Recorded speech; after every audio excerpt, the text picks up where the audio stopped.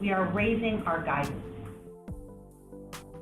Great success, success, success. Great success, success, success means great profit, great profit, great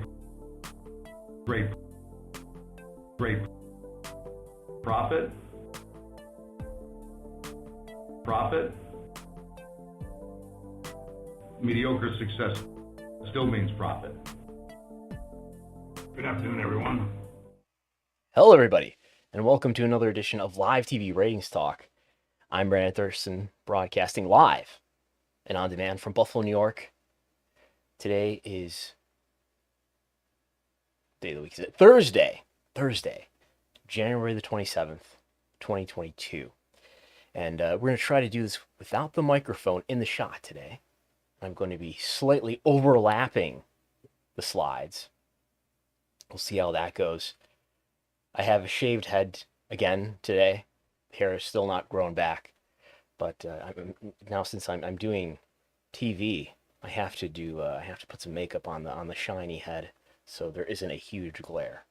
So new accommodations are being set forth here in the Wrestlenomics studio. Anyway, we have numbers.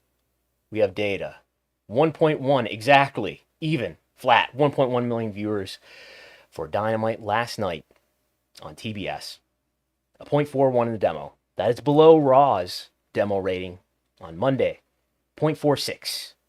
So Raw scoring a 0.46 to Dynamite's 0.41. Raw, of course, well ahead, further ahead in terms of total viewership. 1.76 million viewers total. Compare that to Dynamite's 1.1 flat in total viewership. Smackdown, by far still, it always is, the most watched wrestling program on all television with 2.25 million viewers. That's better than normal for Smackdown. For Raw, this was Raw's first week not against football competition since way back in the very end of August.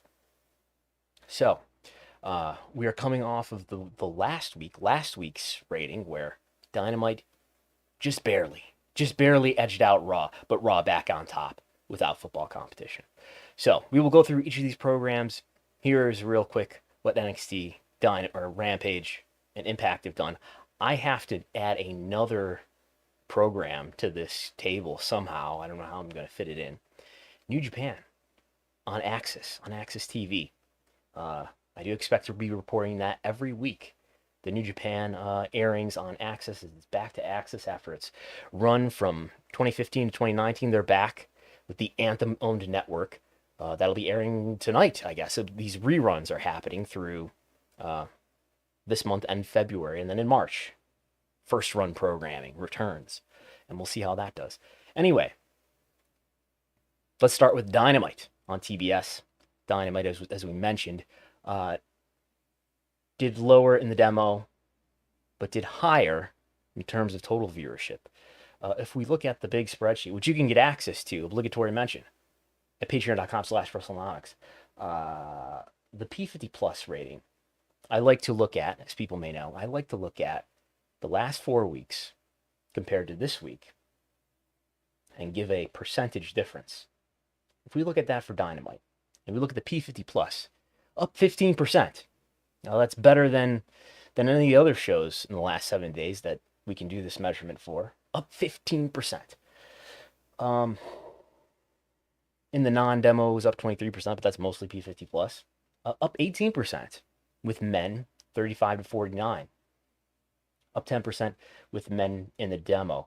And in fact, Raw, while Dynamite did not beat Raw or did not equal Raw in the demo, in the 18 to 49 demo, it did, once again, beat Raw in men 18 to 49, completely, largely driven by the difference in men 35 to 49. So for Dynamite, with that typical pro wrestling viewer demo, men 35 to 49, up 12% over Raw. What is that in terms of actual viewers?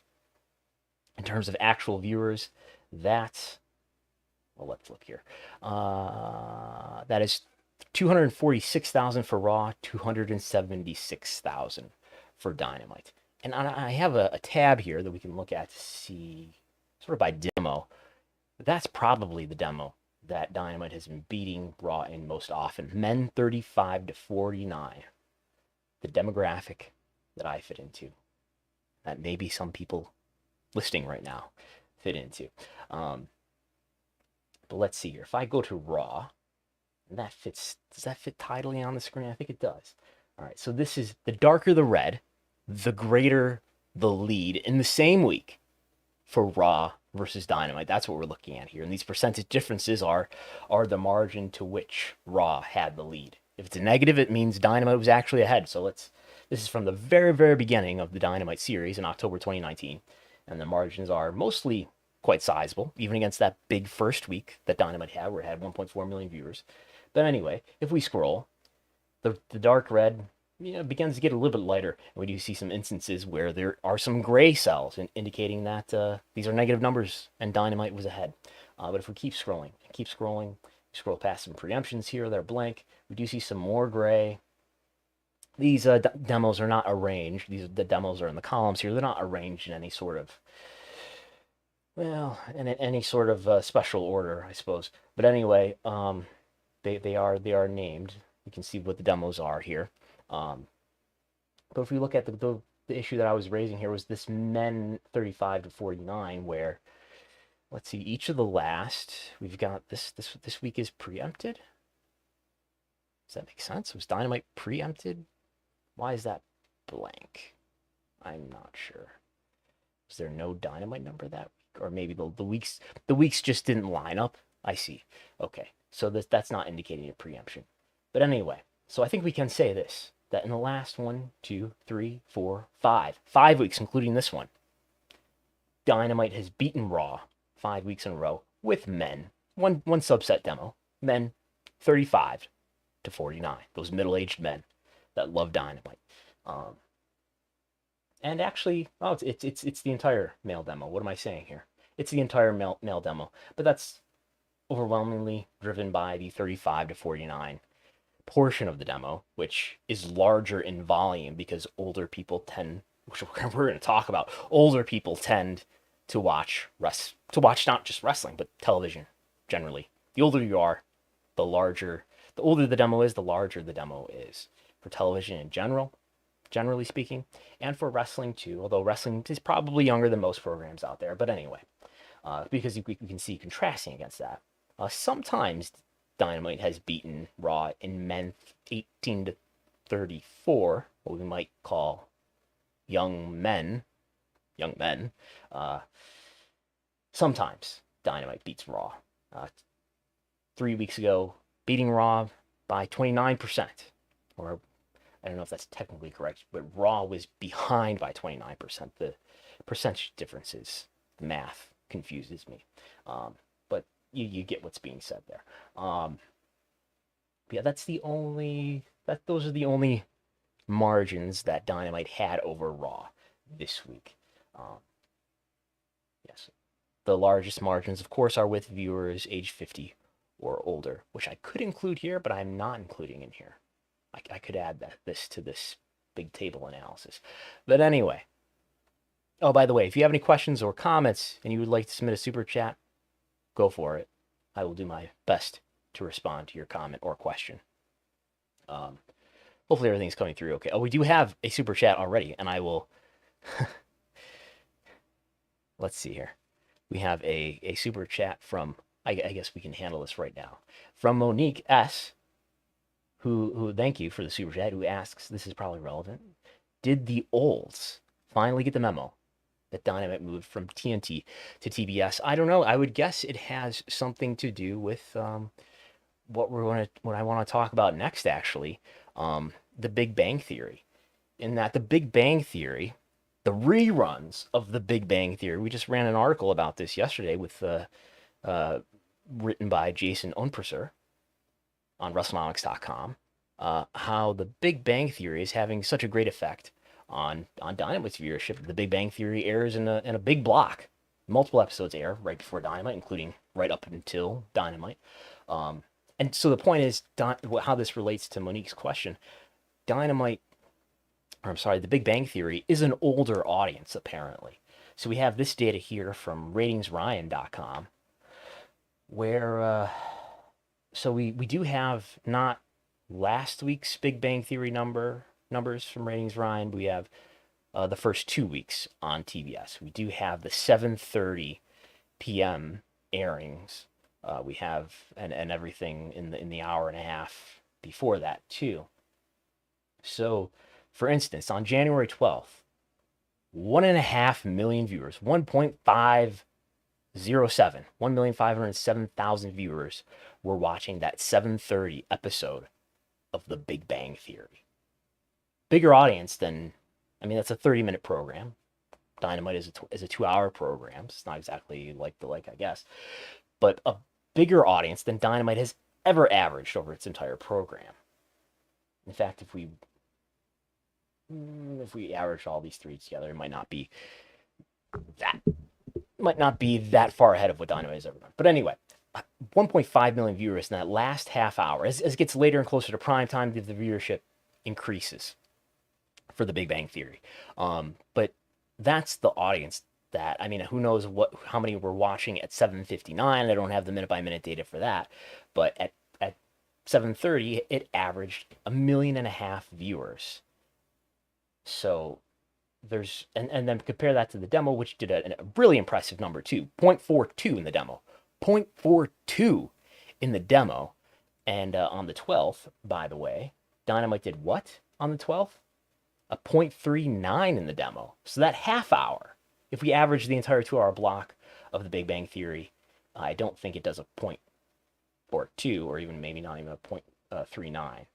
Certainly it doesn't, because it's getting under a 0.30. But that last half hour, there were more viewers in the last half hour watching The Big Bang Theory than watched Dynamite throughout the 2 hours following.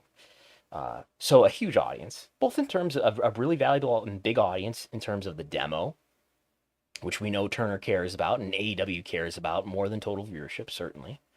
But serving Dynamite a bigger than Dynamite is accustomed to having, total viewership audience as well.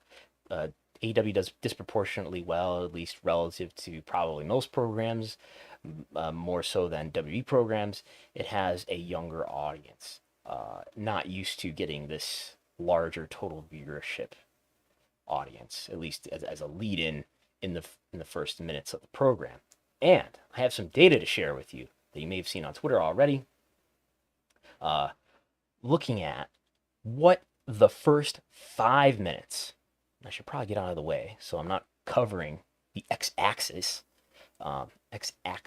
singular. Anyway, so this is what we're looking at here, visualized, is the first 5 minutes of every episode of Dynamite ever, except for last week. No, this does include last week, except for this week, right? Because the most recent week before this one was the 19th. Okay, so this is every episode ever, except for yesterday's episode of Dynamite. First 5 minutes. All of the yellowish-orange lines are TNT episodes. All of the dark blue lines are TBS episodes. First 5 minutes. These TNT lines that go way above the rest of the pack, these are on 2 occasions where Dynamite was preempted outside of its normal time slot, and on those occasions, it was preceded by an NBA game. So an NBA game came in with a big audience and gave it a really strong lead-in. What we've got along the y-axis on the left here is the percentage to which these 5 minutes were more or less highly viewed than the average of the program overall. So most of these episodes, the vast majority of them, fall within 25%, plus or minus, what the rest of the show did. But we've got some outliers, and excluding these 2 occasions with the NBA lead-in, we've got the top 1, 2, 3. Besides those 2, the top 1, 2, 3 are the 3 TBS episodes. Does that make sense? I thought there were 4 TBS episodes. I have to look at a calendar here. 1, 2, 3. No, this was the 4th episode ever on TBS. Okay, so that is correct. So, other than those 2 preemptions with NBA game lead-ins, the next 1, 2, 3 strongest, I guess we could say strongest lead-ins. I guess you would want to say whether or not something is a strong lead-in. I guess you'd want to say what was the biggest viewership that was ever on beforehand.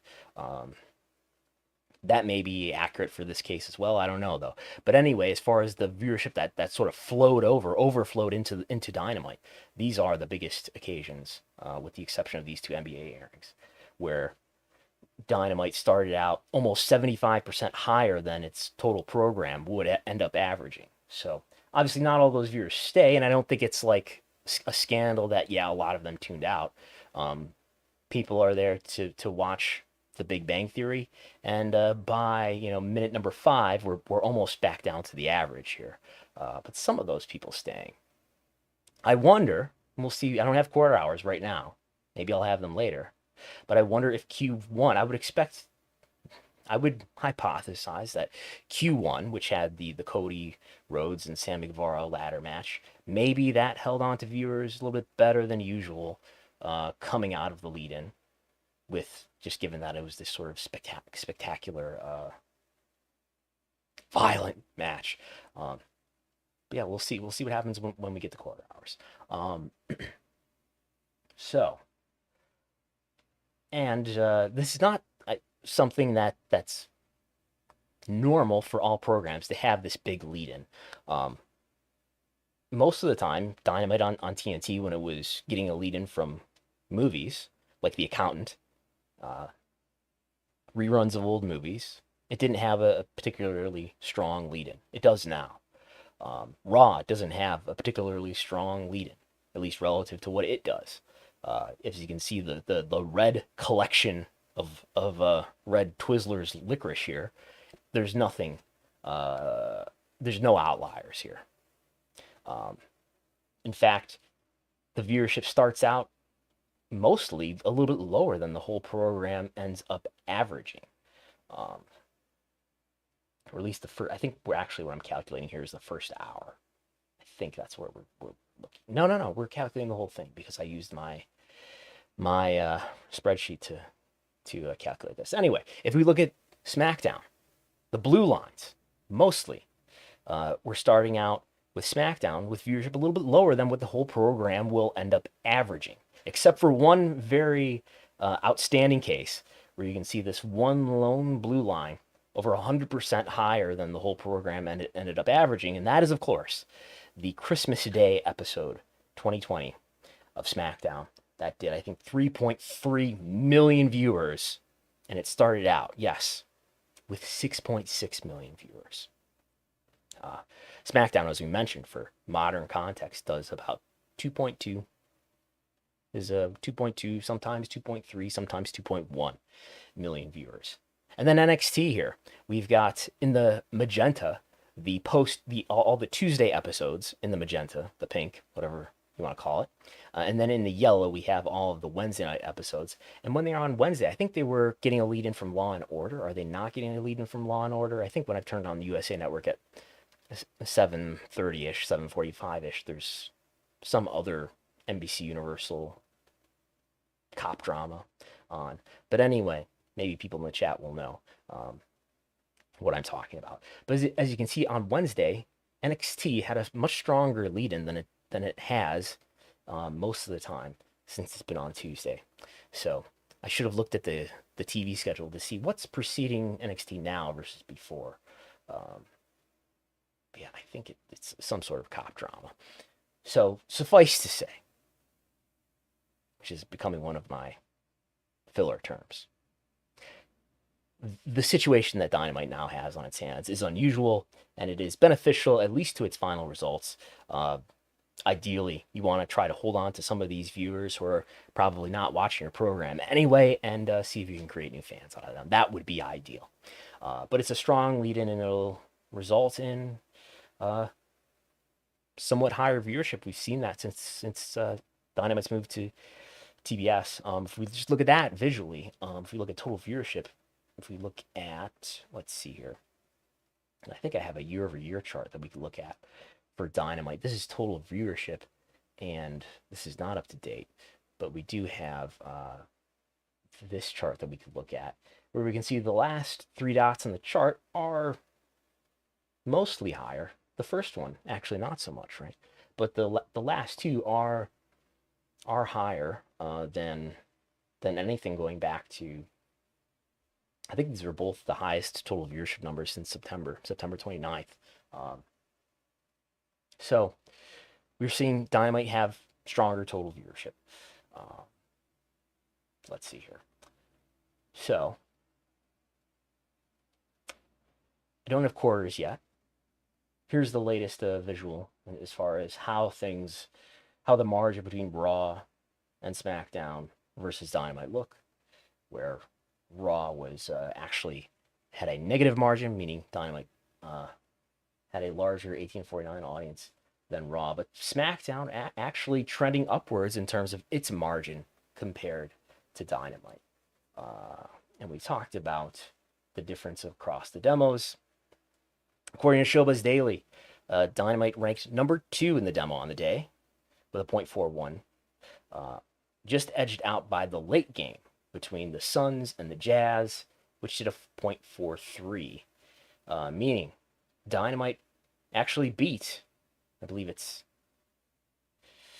who was in the earlier game, the Nets and the Heat. I think I heard my colleagues in the Slack talking about, but also beating Tucker Carlson, something called the Moonshiners on Discovery. Where is Guy's Grocery Games? There he is, blown away by Dynamite with a mere 0.22. So there's that. It's always good to beat out Guy if you can. So that's Dynamite. We have a super chat from Steven who says, males 35 to 49 were teens during the Attitude Era. That is true for me. I wonder if the edginess of the AEW content is driving numbers. I think it's maybe that's a part of it. I don't know. The reason why I think AEW does well, or at least is the strongest competitor in the wrestling space since WCW, is because it's halfway decent wrestling, at least most of the time. And being willing to be more violent is something that WWE doesn't do, and it is part of being a decent alternative. And it's now able to put up demo numbers that are comparable to what Raw does. So thanks for the super chat. So let's go to Raw this week, not against football competition. Last week it went up against a playoff game that everyone anticipated a much stronger number than it did. 22 million viewers last week for the wild card game between the Rams and who the Rams played? The Cardinals. The Cardinals they beat. And then the Rams beat the 49ers. Did they beat? No. I don't want to get... I'm going to get my football teams all confused here. I'm so discombobulated. I'm still trying to recover from the drama that was the Bills and Chiefs game this past weekend, where Jake Allen played Jake Allen. Why do I want to call him Jake Allen all the time? Josh Allen played the perfect game. He just lost a coin toss. That's all it was. Anyway, Raw with a higher total viewership this week. The highest since, we have to go quite a ways back here. What does my spreadsheet tell me? That was the highest Raw P2 Plus since, let's see here, since October the 4th. So the highest Raw total viewership since October the 4th, highest in the demo since November 22nd. So it wasn't the highest since August. Raw has posted bigger numbers earlier in the football season than it did in this first episode since the ending of the football season. So there's that. Was this a disappointing number? We'll see. I mean, I think things will there'll probably be more interest after the Rumble. Post Rumble is usually a big number. I have a tab for that. If I look at my PPV bump tab, we should see that Royal Rumble, if we switch to our other view here, Royal Rumble, usually, and these are years here, so let's, yeah, we can put that all on the screen at one time here. Right here is the Royal Rumble row, and Royal Rumble in every year, this is the total viewership versus the prior 4 weeks. And in most cases, with the exception of the last 2 years, it has the post Royal Rumble Raw episode has meant double-digit increase in total viewership. Not the last 2 years though, up 3% in 2021 and up 1% in 2020. Maybe the pandemic has something to do with that. Those are two instances. Well, no, not the 2021. I don't know. We'll see what happens next week, Monday, because Royal Rumble is this weekend, right? We'll see what happens. And if there's a big return from someone like Ronda Rousey, we'll see if people tune in. But we have seen look at what happened in the post SummerSlam episodes. It was a huge increase for Raw, and I think Smackdown was benefited as well, coinciding with the timing of the post SummerSlam episodes. So I would expect viewership to be up. We'll see what happens. And as I was going to say, as things get closer to WrestleMania, you might see viewership increase also. Viewership is always up in Q1 versus Q4. We are now in Q1, January, February, March, and the average viewership in Q1, with the exception of with the exception of 2001 and I think 2012, Q1 has always done better than the Q4 that preceded it. So there's Raw. I've been rambling for almost 27 minutes here. That's incredible. Time flies. We're rambling about wrestling numbers and ratings and whatnot. NXT did a 0.14 in the demo, back to equaling what it did 2 weeks ago. 593,000 viewers total, which is in the realm of what it's been doing, hovering around 600,000 viewers. Some are calling it not NXT 2.0, but NXT 0.10. Yes. So this is a not particularly notable number, a pretty normal number, I think, for NXT. If we look at all their deltas in my analysis tab, go to the analysis tab and look at the deltas versus the last 4 weeks. What do we see for NXT? We see that everything was pretty normal. We have this really big delta for female viewers, 18 to 34, but I think that's mostly driven by how small the volume is in that sample, because F18 to 34 for I think pretty much all these programs is the smallest demo. And when you have smaller and smaller viewership, the data points become more volatile. At the same token, the 18 to 34 in men was down 23%. I don't take that to mean a lot either, given that is probably a pretty small demo. With 30,000 viewers in it last week, this last Tuesday, I should say, versus 42,000 in the female demo of 18 to 34. So a pretty normal number. It is down relative to the last 4 weeks in terms of total viewership and the demo. But Rampage, is that what we're going to go to next here? Let's talk quickly about median viewership, median age viewership. Median age was a little bit lower than normal. It's 57 compared to mostly it's been higher. 61, 58, 64, 60. Those are the last several weeks. So this was the youngest in quite some time, actually. It hasn't been 57 since, well, I guess September or October. Again, how much of that is just the volatility of a small sample? We'll see. We'll see if that holds up in the weeks to come. We could look at, too, what I often look at when we talk about NXT is we look at the year-over-year differences, and I include this with every report that's on Patreon. is now that we're towards the end of the month, we can look at what are the year-over-year differences, both in total viewership and the demo NXT. I even like to look at the 18 to 34 because it's, surprisingly been up. It's going to be up 52% in January compared to the January of last year, which will be the fourth consecutive month that young adult metric, that young adult demographic is actually up. Just that's been the fourth month in a row that's happened makes me think that that's not just a coincidence, even though the median aged viewer is usually 60.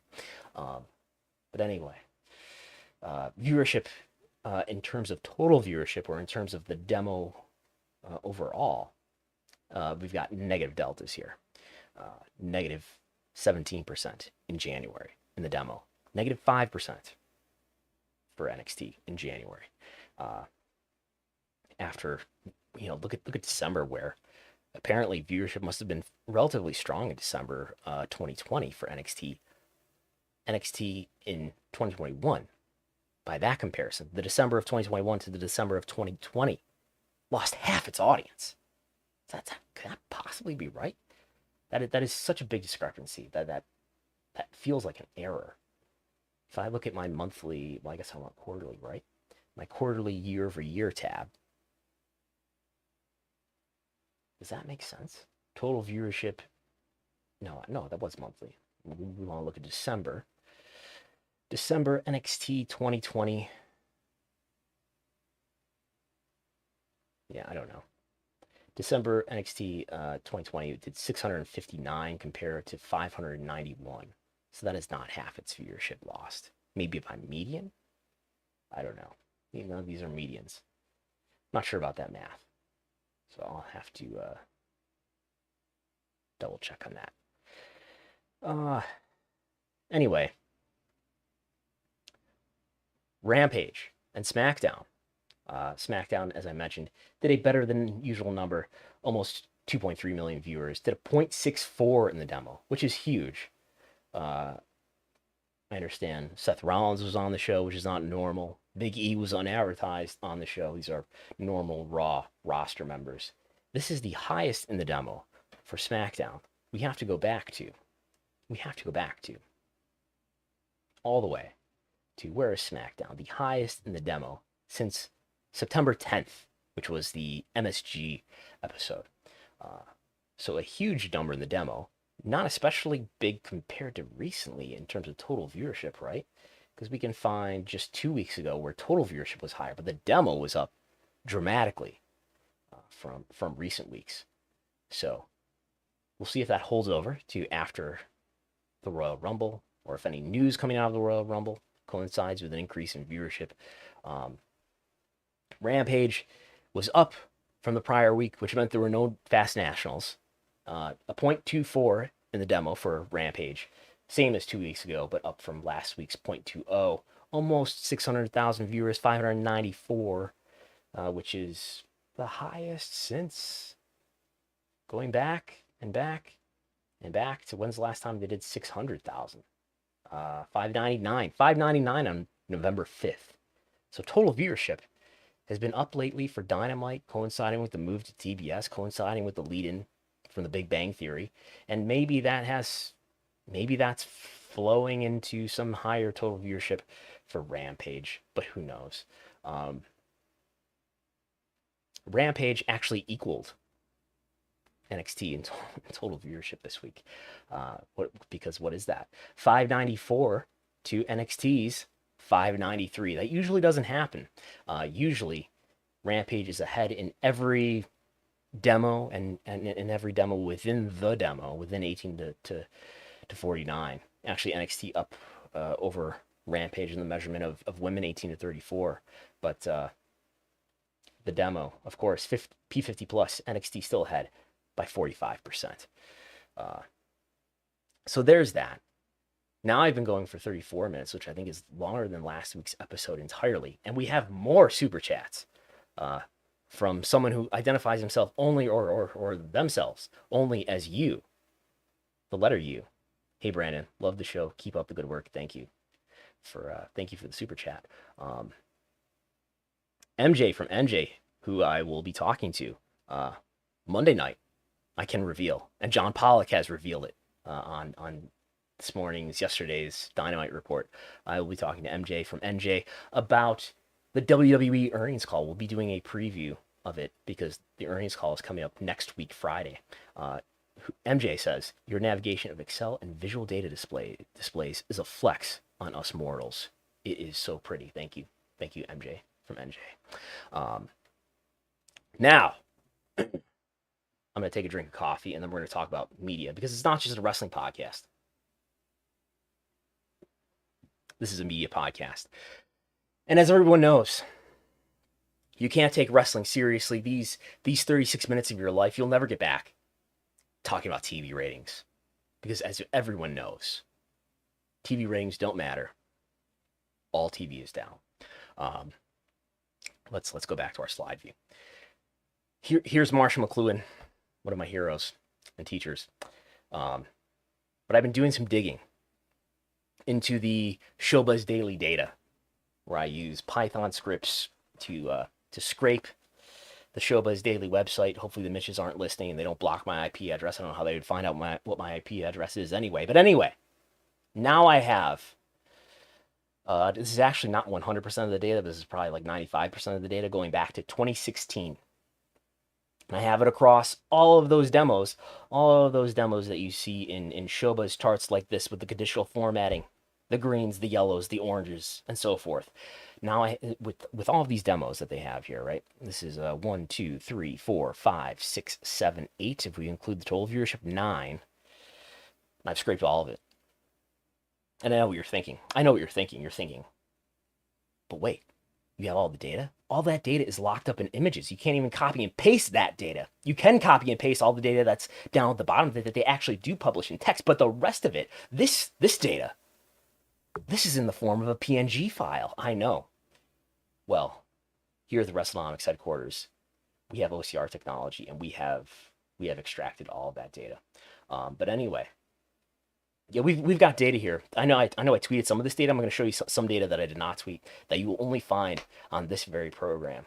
If people are listening to other wrestling shows and not this one, what are they thinking? But anyway, here we have. I think this was just an astonishing insight. I mean, I've looked at similar data where I've looked at the demo, total viewership, and then from that you can just subtract and say, here's the non-demo.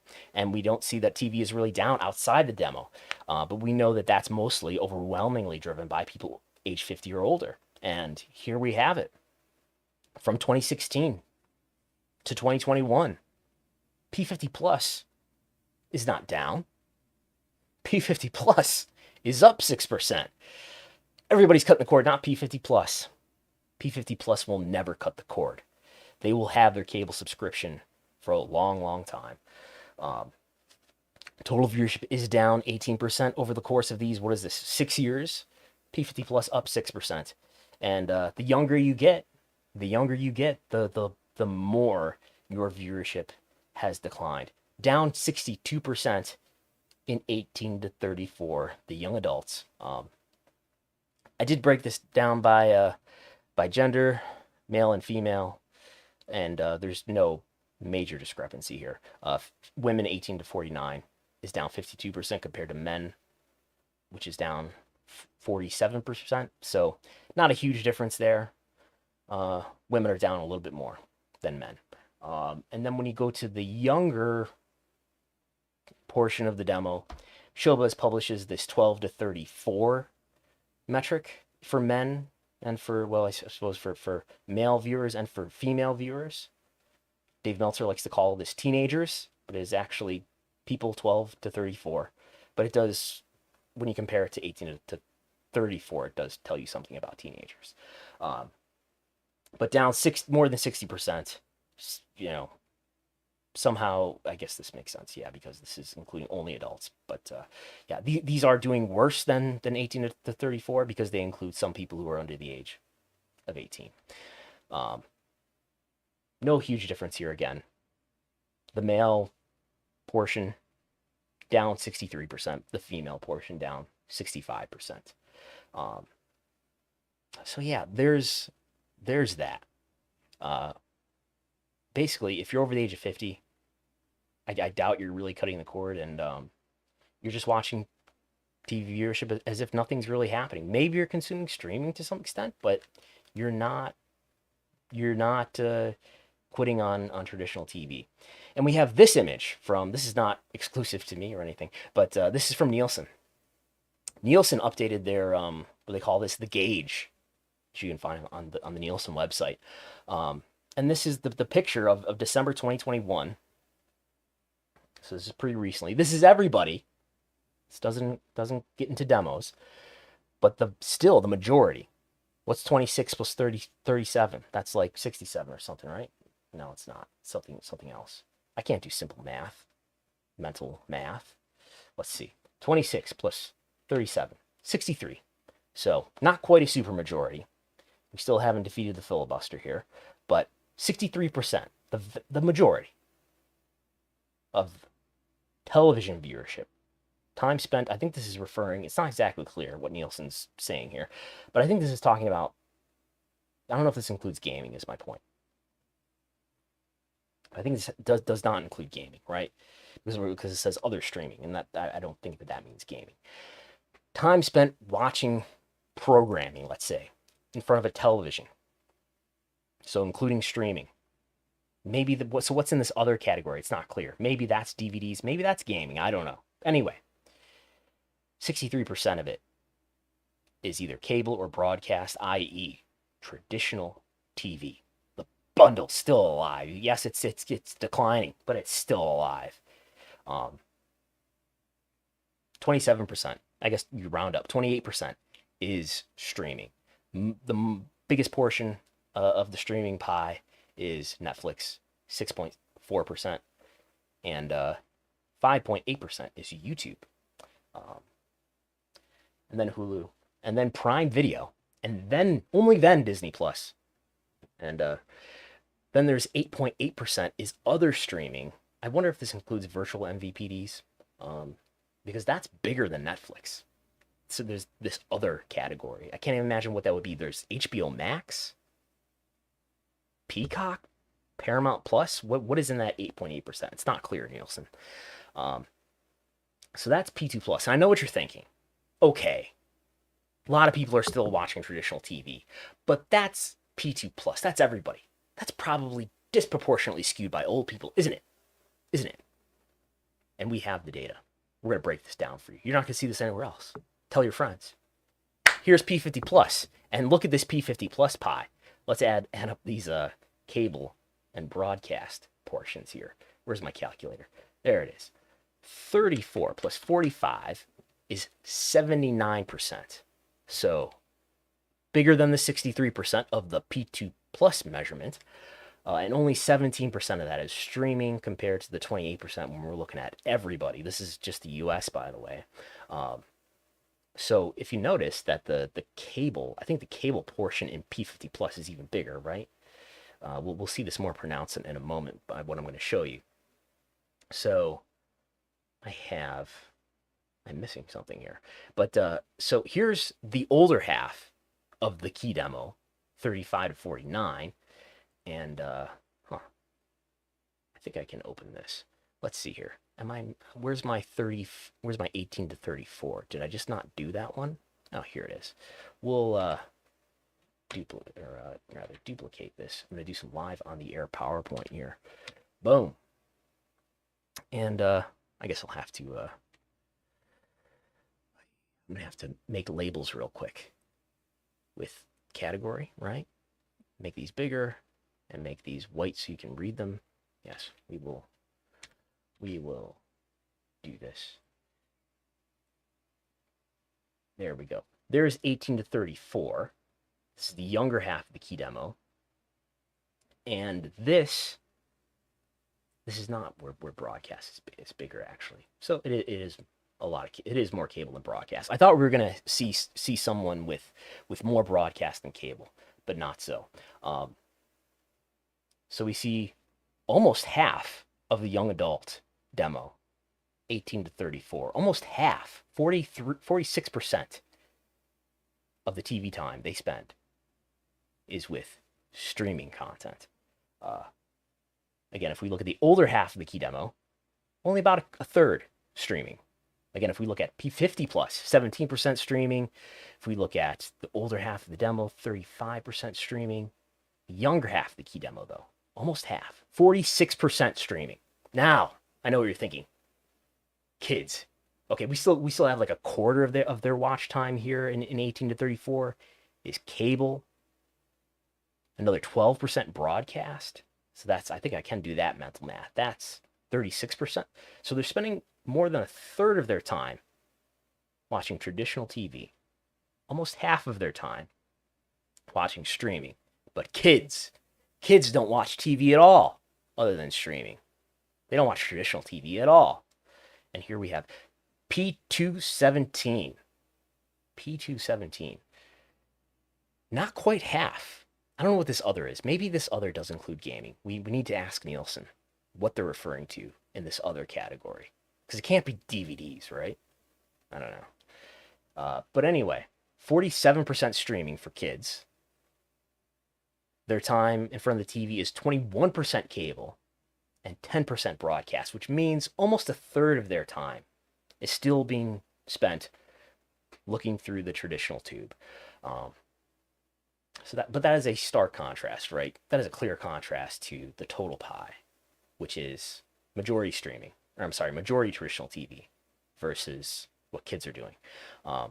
Compare that even more contrastfully to P50 plus, where, what was that again? I think it's 79%. 79% of their time in front of the TV is watching traditional TV, and only 31% in the case of kids. So there's that. That's the big thing that I wanted to talk about today. I have more research that I've done along these lines. Well, not along these lines, but other things that pertain to general media. But we'll talk about that in another time. I have been working on, I guess I will disclose, I have been working on the Wrestlenomics 2021 industry report, which I've done the prior 2 years. This will be the third year. It will be in PowerPoint slide form this year, as opposed to Word doc form in the previous 2 years. It will be on PayHip, and it will be given to all patrons at patreon.com/Wrestlenomics as well. But that's it for this week. We have started. Well, let's do this. Hit the like button. Thumbs up really helps a lot. If you think other people should be watching Wrestlenomics and listening to it, I think they should. Hit the thumbs up button. That helps the YouTube algorithm recommend this to people. Share it. Tell people about it. Get on your rooftop and tell people to listen and watch Wrestlenomics. Consume the content. Subscribe if you haven't already on YouTube. This audio will be on Patreon for all patrons tonight. Big news in the wrestling Discord, the Wrestlenomics Discord channel, on the post-wrestling Discord. We have started the Wrestlenomics ratings game, and we had 2 accurate predictions for the Dynamite number. We're just going to do the Dynamite demo number to start with, because I think that's the one that people are the most interested in. We might do this for more programs. We'll see how it goes. But this is going well so far. We had a lot of people participate. Again, go into the Discord server for post-wrestling. There's a link to it on my Twitter account if you're not sure how to get there. But we had 2 people by the name of Maddie B and yes, Funk Soul Jamie, 100% accurate on their prediction of the Dynamite demo. I was 1 ratings point off, so I only rank number 3. You can participate in that. We'll be doing that weekly at least. Maybe we'll do it for every program eventually. This is live TV ratings, so you can listen to it and watch it every Thursday, 5:30 p.m. Eastern. Wrestlenomics Radio is the podcast in your podcast app every Sunday. There's merch at store.wrestling.com, shirts and mugs. And as always, you can go to patreon.com/Wrestlenomics. For $5 a month, you get amazing TV ratings reports that come out basically every weekday. And you get access to the big spreadsheet with tens of thousands of data points. I keep it up to date every day. And you get audio of this program that's going to be in the Patreon audio podcast feed. in a little while tonight.